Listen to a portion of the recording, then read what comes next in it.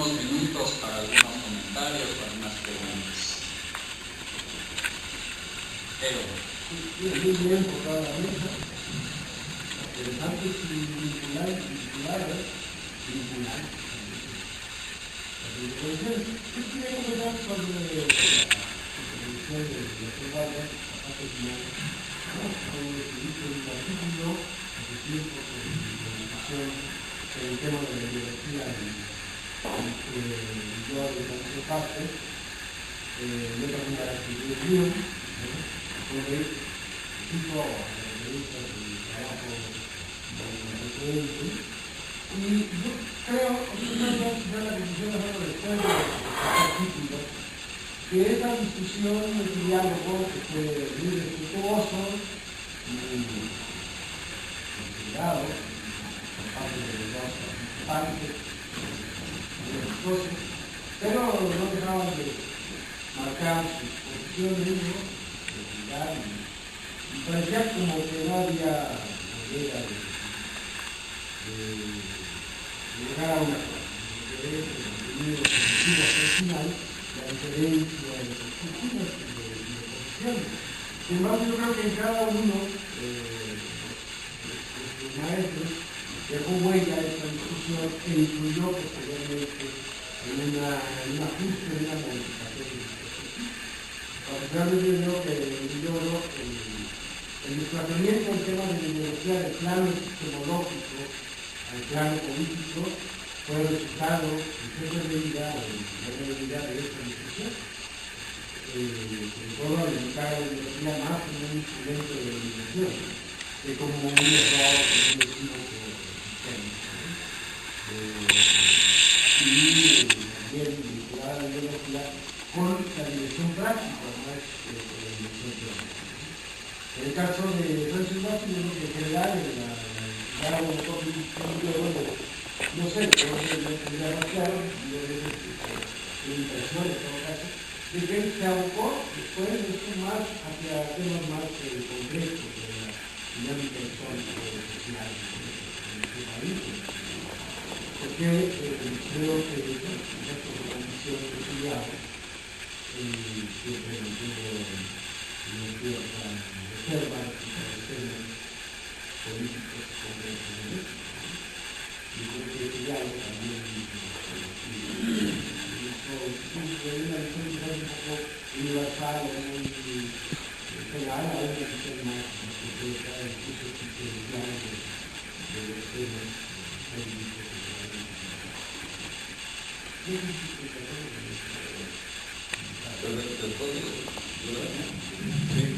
Bueno, esa polémica es amplia, es muy interesante. Primero es ejemplar porque realmente hay propuestas de cada uno de los autores del pueblo con diversas concepciones de la filosofía. Aquí hay un primer problema que no sé si pueda saltar, porque cada quien tiene una concepción de la filosofía, ¿no? En el tránsito de todo este proceso se van precisando cosas. Yo creo que ganamos los lectores y ganan ellos en precisión, ¿no? Pero yo creo que se enfrentan dos formas generales, ¿no? Una muy operativa, ¿no? de en la cual se trata de las ideologías políticas y su uso para la dominación. Ahora, ¿en qué medida asume todas las concepciones de la ideología? Entonces yo creo que allí sí podríamos decir que existen múltiples formas. Y entonces, claro que las ideologías son susceptibles de ser de dominación, pero en mi opinión, las ideologías entendidas de otra manera podrían ser más liberadoras mientras no asuman el poder. Un feminismo como concepción, creencias, representaciones, valores, que aunque no estén plenamente justificadas, implican una representación, una necesidad de cambio. Bueno, pienso que puede ser entendida como una forma de ideología, pero no en el sentido de ideología crítica, no ideología legitimante. El problema es cómo lo que le preocupa a Luis Muñoz, no entiendo, es cómo ciertas filosofías se transforman en formas de dominio. Y quiere evitar eso, me parece muy bien, ¿sí? Es muy importante. En el asunto de cómo se transforman las filosofías de formas de dominio, yo ubico, por ejemplo, ciertas cuestiones.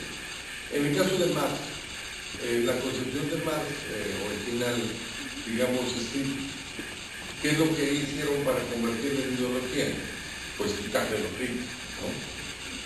No solo eso que está requerido, descuartizarlo en dos, materialismo dialéctico, materialismo histórico, cosas que nos trae Marx. Y muchísimas cosas, porque ahora la nueva edición de la obra de Marx, de la Vega 2, pues simplemente nos va a dar una serie de ideas, en donde incluso Marx dice en uno de sus textos, a la luz de los acontecimientos hay que revisar todo. O sea, es un movimiento, primero, que no se presenta como sistema, y segundo, se presenta como crítico. Y hay que ir revisando permanentemente. Entonces, o por ejemplo, la ideología alemana, que no fue un libro que escribiera Marx y Engels, fue la ideología alemana, fueron los textos que el editor juntó, porque no le cumplieron el Marx y Engels en su diseño. Pero en realidad no es así. Ya la nueva edición de la obra de Marx distingue los textos, qué son de Marx y en qué sentido, ¿no?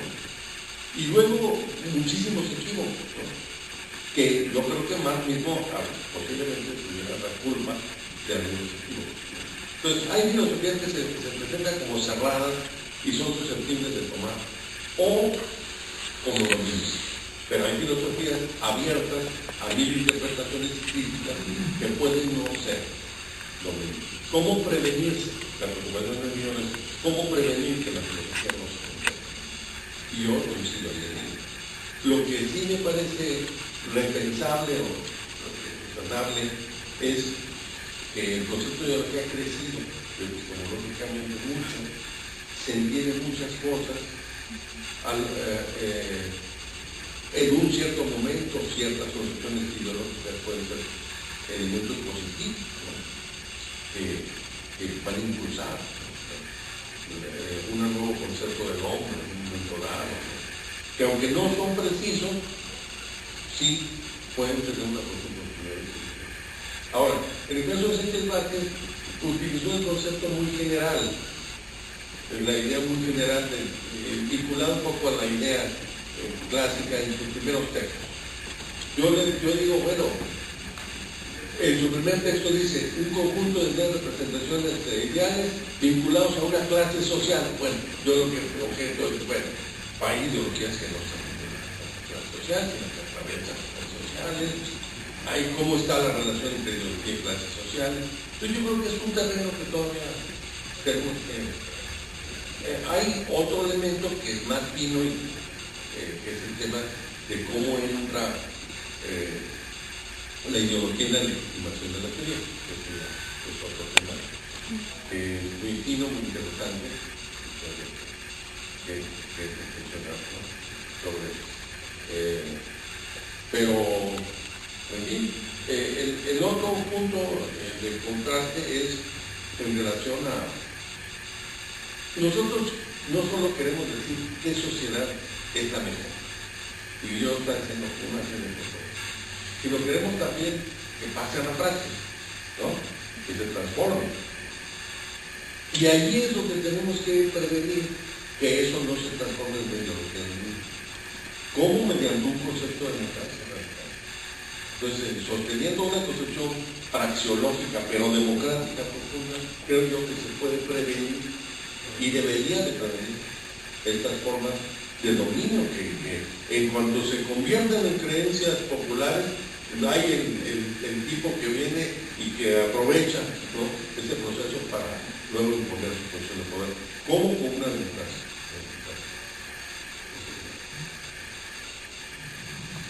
Había Bueno, pues felicidades a la mesa.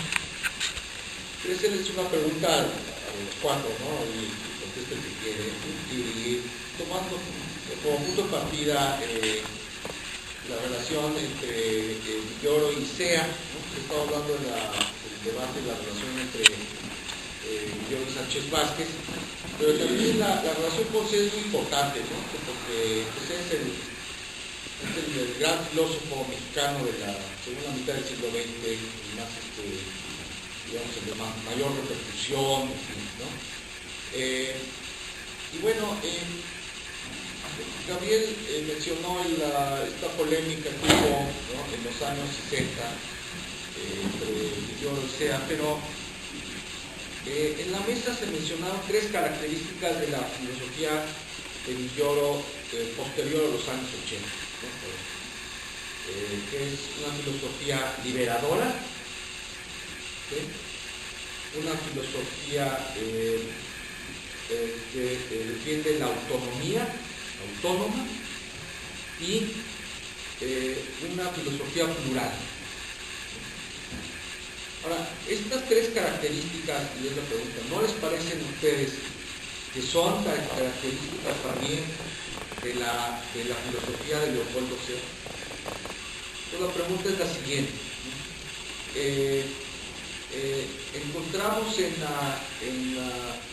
la filosofía de Villoro de los años 80 para acá un reencuentro, por así poder decirse, ¿no?, con una tradición filosófica mexicana, latinoamericana, que viene sea a su principal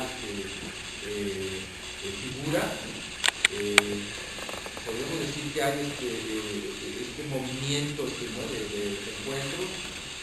¿Creen ustedes entonces, por ejemplo, que uno podría hacer un trabajo comparativo en algún momento como de síntesis entre la filosofía de Leopoldo Sea y la filosofía de Villoro a partir de los años 80? Esa es la pregunta.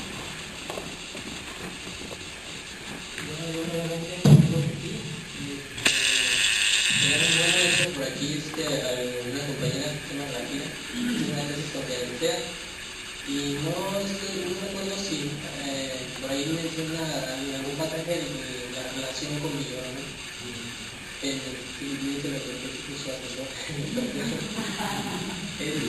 Y bueno, yo solo diría que a diferencia de Sea, o sea, se coincide, ¿no?, en estos elementos que han mencionado, Guillermo, pero creo que Sea lo que no tiene, a diferencia de Villoro, es esta rigurosidad de pensamiento. Es decir, creo que Villoro ha avanzado mucho en la cuestión de qué tipo de racionalidad es la apropiada para pensar la problemática social y cultural. Y esta que es una racionalidad valorativa, pero que a su vez está vinculada con un pensamiento también objetivo suficiente para creerlo.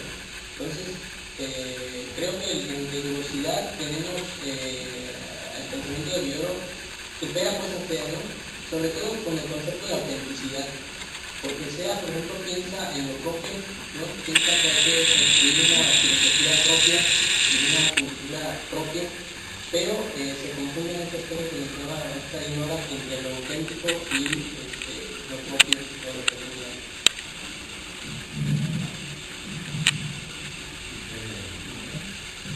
Bueno,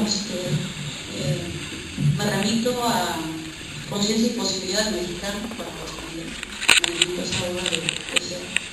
Y Sea ciertamente piensa en un proyecto ideal de sociedad muy parecido al que piensa el doctor Villoro.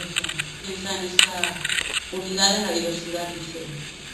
Entonces se dedica en esa obra completamente a buscar ciertos rasgos o ciertas peculiaridades del mexicano. Una de esas peculiaridades es, por ejemplo, el sentido de improvisación, la afectividad, dice él, que caracteriza la vida política en nuestro país, que le parece un defecto, pues, pero también le parece una potencialidad. Y le parece también que la construcción de una cultura mundial tendría que darse a través de la pluralidad de culturas, a través del enriquecimiento mutuo, como yo señalaba que pasa en el caso del Villoro. He señalado, por ejemplo, la posibilidad de limitar un tanto la automatización en la que había caído la sociedad occidental, porque a lo mejor el mexicano, la cultura mexicana podía aportar en ese sentido. Pero coincido con el compañero en esta parte del encuentro, sobre todo en la parte analítica del Villoro, una ventaja. Creo que Luis Villoro la obra de Luis Villoro nos invita a tener una precisión muy grande cuando nosotros hablamos, por ejemplo, de cultura, de etnia, de pueblo, o sea, hay bastante precisión, de la vinculación es muy importante. En ese sentido, pues sí le atribuyo mayor rigor, como señalaba el compañero. Bueno, eso es lo que podría decir.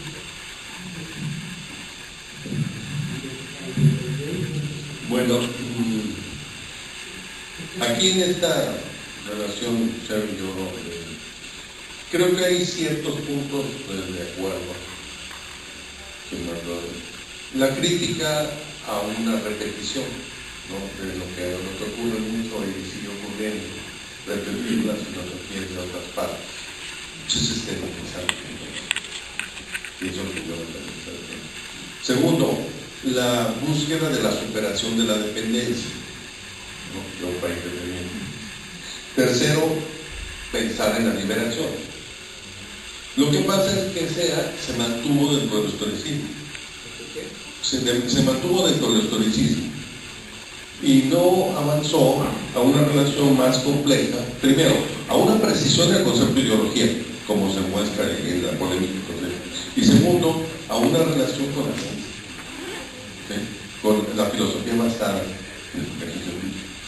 Y entonces aquí en este texto justamente que es la posibilidad de una filosofía latinoamericana, publicado en Cuadernos Americanos en 1987, allí hay otro elemento diferencial, la relación entre lo particular y lo universal. En el caso de SEA, es la construcción de un concepto de humanismo general, ¿no? Pero dice Villoro, bueno, pero ¿cuál es la interrelación entre lo particular y lo general? ¿No? ¿Cómo se da este vínculo? En el caso de, dice aquí Villoro, la autenticidad de la filosofía, entendiéndola como prioridad de lo propio frente al ajeno, ¿sí?, no considera que sea actual, y propone una filosofía rigurosa que intenta llevar hasta el final con el ejercicio de la propia razón y el examen de los fundamentos de las opiniones y de los recibidos. Y un elemento más, creo que SEA no mantuvo el tono crítico, sino que más bien se mantuvo en una posición, ¿no?, conciliadora, y yo en la perspectiva. Entonces, así más o menos. Dos participaciones más, Pedro y Oliver. Para Gabriel, algo relacionado con la posición del video respecto a Gao, comparándola con la de Calderón respecto a Gao. Calderón ha dicho criticada, mencionada, que para el video Gao había llevado el estoicismo a un calor en salida, a veces esta idea de exposición. ¿Cómo sabes que Calderón tiene una creencia de entonces en salida al cual llegó Gao de la filosofía, debería su posición especialista? Y que la salida había que encontrarla pues, en la filosofía analítica, que se concentra en el proceso de argumentación, en el análisis del lenguaje, etc. Y solo quisiera puntualmente señalar que yo creo que para la generación de yo, Calderón y Bosch, la analítica no tenía que ver con adoptar determinadas ideas, sino con traer herramientas para hacer un trabajo de una manera profesional. Y el análisis conceptual, de la interpretación, de lógica, más que adoptar una determinada posición. Entonces, no está claro que la analítica tenga que ver con una corriente, sino con una manera de filosofía que nos pasa mucho y para Emmanuel tenía otra observación. Dices, hablaste como de una libertad en el trabajo, en el individuo, y decías que Kant tiene solamente una libertad individual. Yo no estoy de acuerdo. No estoy de acuerdo porque es cierto, o sea, la autonomía es darse a uno mismo la ley, pero resulta que la ley básica para considerarse un derecho libre tiene que ver con los tratados, con los tratados, con los motivos, entonces la libertad de cumplir. Y la libertad social sí está vinculada con la comunidad. Hay los vecinos que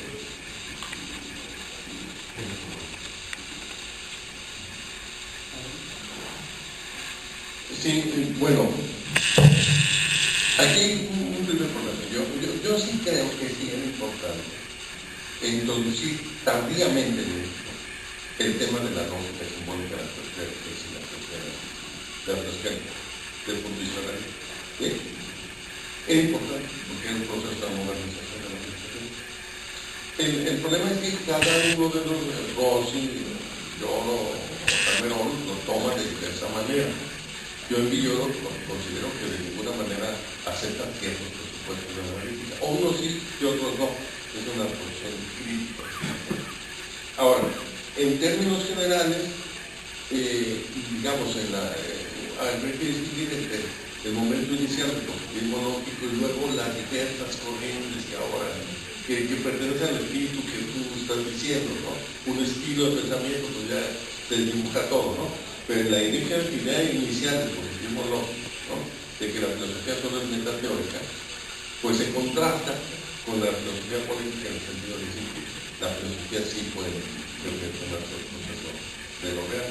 O como decía Isaías Berlin, el filósofo no puede ser solo el secretario de actos del científico, ¿no? ¿Sabes qué dice el científico?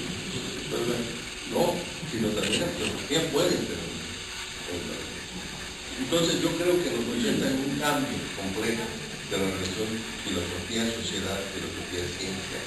Entonces lo que hay que hacer es normalmente tomar lo que es positivo y ir adelante, ¿no? Pero es interesante, Salmerón también tiene posiciones muy propias. Ahora, ¿qué hacer frente al gran monstruo de Gauss, ¿no? ¿Cómo hacerle, no? ¿Cómo hacer la crítica, ¿no? Entonces yo creo que ahí, yo no creo que Gauss no fuera profesional, ¿no? Entonces habría que precisar, no es con la analítica que yo soy mejor profesional, sino que soy un tipo de profesional, diferente a otro tipo de profesional. Porque acá, por ningún motivo se puede decir que no es profesional. bueno, ahí está esta idea de, por un lado, está la filosofía como análisis conceptual, que da la posición de y por otro lado, está la filosofía como expresión de una actitud. Y al menos casos alrededor sí considera que Gauss no precisamente en el primer sentido. Entonces para él sí se abría como una nueva manera de filosofía, que además se podía articular muy bien con el trabajo de la universidad, vínculos con otras disciplinas, etc. Sí, lo que ocurre es que la forma en que se presenta en México, no en otras partes, porque en España fue diferente, ¿no? Allí fue una alianza entre los tres, fue no dialógico. Entonces no hubo diálogo. Si hubiera habido diálogo, a lo mejor habría habido muchas coincidencias, ¿no? Pero viviendo en una sociedad antidemocrática, totalmente rígida. Entonces ese diálogo es necesario para llegar. En España hubo un diálogo entre marxistas y analistas, contra los curas, ¿no? Porque se trataba. Aquí no, aquí se dividió el agua y el aceite, ¿no? Marxistas, analíticos y latinoamericanistas. No puede ser ya soportarse esto, ¿no? Creo que ese diálogo es muy importante, ¿no? Porque entonces quiere decir que, bueno, no tengo yo toda la razón. Necesidad de reconocer, por ejemplo, la historia de las ideas. ¿Por qué se las vas a dejar al historicismo? La historia de las ideas. ¿O por qué va a ser corto, vedado de clase de lenguaje en la filosofía analítica? Pues hay otras concepciones también.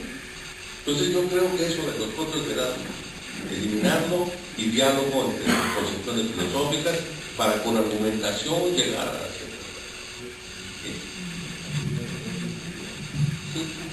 Bueno, para contestar un poco a la pregunta del doctor Pedro, también muchas gracias porque bueno, así como esta charla, yo sé que hablando del trabajo de muchas cosas que voy a citar, un trabajo muy atrabajado, una reflexión muy a la carrera, pero sí considero de todas maneras que en Kant, o sea, se está pensando obviamente en Kant en intersubjetivos no individuales, justamente es como la libertad del grupo. Pero lo que no piensa es la libertad frente al problema del multiculturalismo, es decir, la libertad ya respecto de una comunidad. O sea, me parece que Villoro tanto va en la dirección kantiana, ¿no? Un pensamiento práctico, una racionalidad práctica, pero Villoro atiende más al contexto. O sea, atiende tanto a la libertad como tal, pero también atiende a lo particular. Y eso es a lo que quería apuntar. Y sobre todo decir que pues en Villoro precisamente la libertad es el reconocer la libertad del otro. La libertad de yo es reconocer la libertad del otro, el reconocimiento del otro. En ese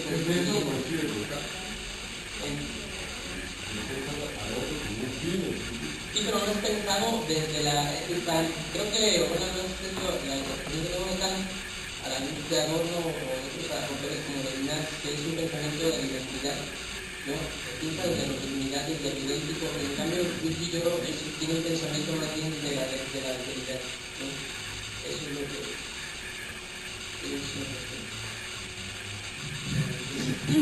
Oye. Sí, bueno, yo nada más quisiera saber un poco más sobre este rigor, porque yo y Manuel mencionaron esta palabra rigor más, porque yo como un filósofo más rigoroso en comparación a Sea. Yo me pregunto qué significa entonces rigor y si no podríamos hablar mejor de estilos diferentes, ¿no? Yo veo en Leopoldo Sea, por ejemplo, es un autor que abre mucho que viene de otras áreas, no solamente de la filosofía, sino también de la psicología, la teoría de la dependencia, que está presente en muchos de sus textos. Entonces, ¿qué significa esto de rigor? Rigor que en la filosofía realmente nos tenemos que encerrar de alguna manera en un lenguaje filosófico. Si eso es rigor, entonces yo creo que habrá que discutirlo, ¿no? Pues es una pregunta un poco provocativa.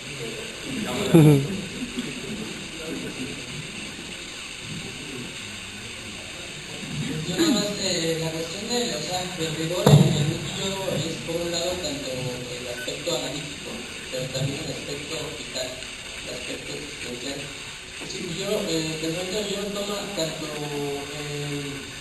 toma en cuenta los elementos de un pensamiento lógico, analítico, pero también se refiere a la vida misma, ¿no? Creo que Villoro logra cerrar esencialmente las problemáticas como la injusticia, ¿no? La falta de una democracia auténtica, que son parte de esta complejidad humana, ¿no?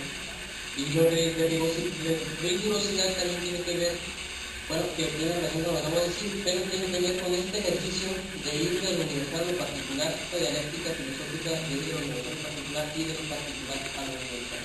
Siempre una tensión negativa que volvía el mismo Adorno. Bueno, decía hace un rato las distinciones conceptuales y el rigor argumentativo, pero pues obviamente se puede discutir, ¿no? Eso lleva una discusión muy larga, ciertamente. Es todo. Bueno, habría que discutirlo a nivel. Vamos a discutirlo en otro momento y en otra vez.